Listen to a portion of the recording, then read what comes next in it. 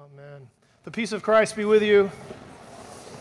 Before I have the privilege of introducing our speaker, we have some guests that are visiting Hope College right now, and we want to welcome you to our beloved campus. You are in the throes of making decisions about where to spend your life so that it might be consequential for generations yet to come. And I say to you, parents and those prospective students, hope. Hope is that place where you root yourself in the soil and grow deep and tall like a tree planted by streams of water. That's all I'm saying. That's all I'm saying. Choose hope. In the name of the Father, Son, and Holy Spirit. We're in church. I also want to invite you to the gathering this Sunday as we march towards the cross of Jesus, Palm Sunday, which inaugurates Holy Week, or in some traditions, Passion Week. So come to the gathering this Sunday as we enter into one of the most important weeks within the church. And speaking of the church, we have the privilege of having one of North America's, really one of the global church's great, winsome leaders, a historian, a theologian. He's written more books than I have read. He travels the world. And I've read a lot of books. Dr. Timothy George is Dean of Beeson Divinity School that shares a campus with Samford University, where Dr. Knapp has come from. He was here yesterday as the Danforth lecturer and also participated in the presidential colloquium that's celebrating 500 years of the Reformation. Some of the songs that we sang this morning are echoing that long tradition in the church. And it is a great privilege to have Dr. George with us to share his insights. Would you please give him a warm and robust and celebratory welcome to Hope College? Thank you. Thank you so much.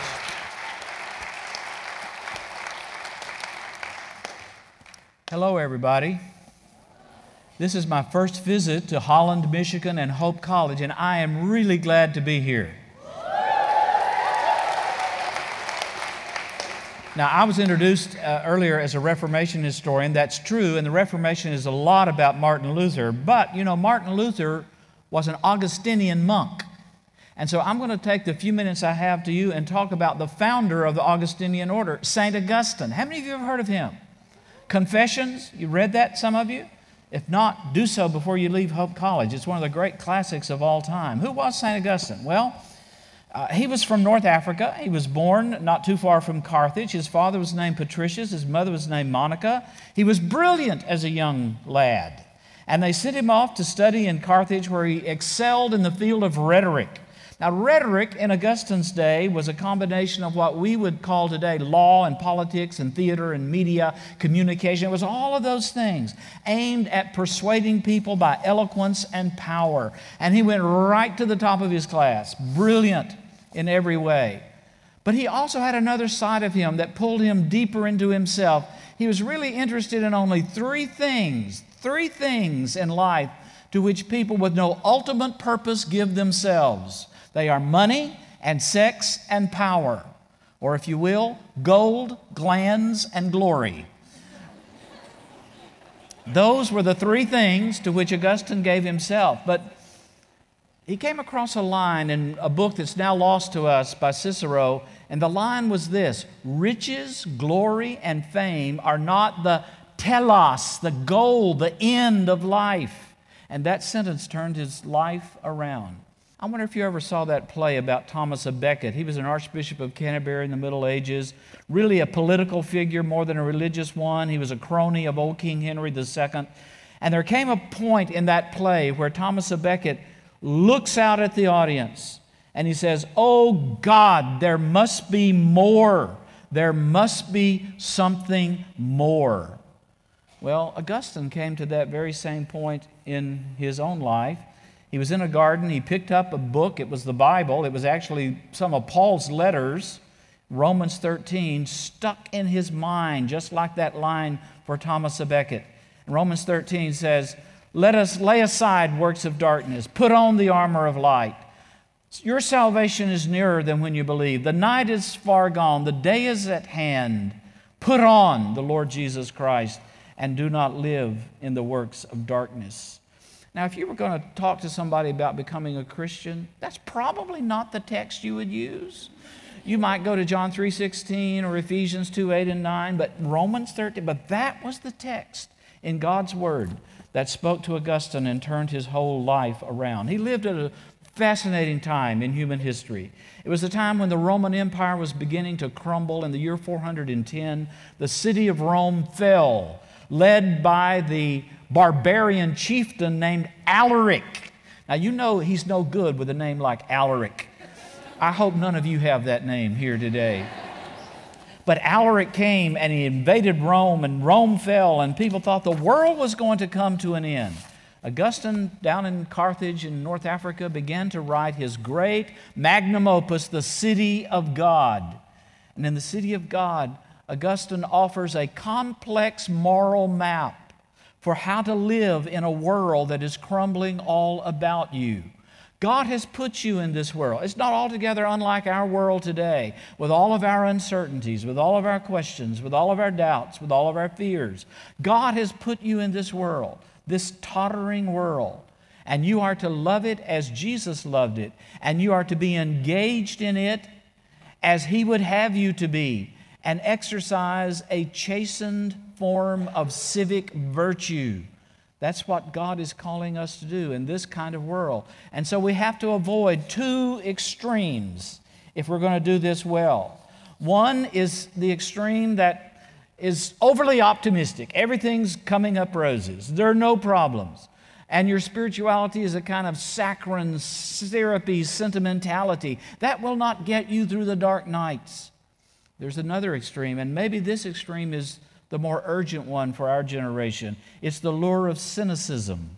We become jaded about the world, about ourselves, about God. It creeps up on us when we draw into our self-contained circle of contentment. It can happen in a pious holy huddle as well as a secular skeptics club. Ultimately, cynicism will destroy your soul. Flee from it, avoid it, abstain from it. So we have to avoid utopianism on the one hand and cynicism on the other. How do we do that? Let me go to another figure you've all heard about. He lived some centuries after St. Augustine had died in 430. This is St. Francis of Assisi, one of the great saints of the Christian church in the Middle Ages.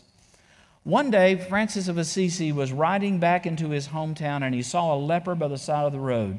He reached out to embrace this despised man and extended to him the hand of comfort. The leper reached up and grabbed Francis and gave him a kiss. It was the kiss of peace. Francis said that while embracing this filthy, diseased outcast, the leper, he was overcome by a dual sensation. On the one hand, an overwhelming sense of sweetness, suavitas in Latin, well-being. And on the other hand, he was revolted. He became nauseous.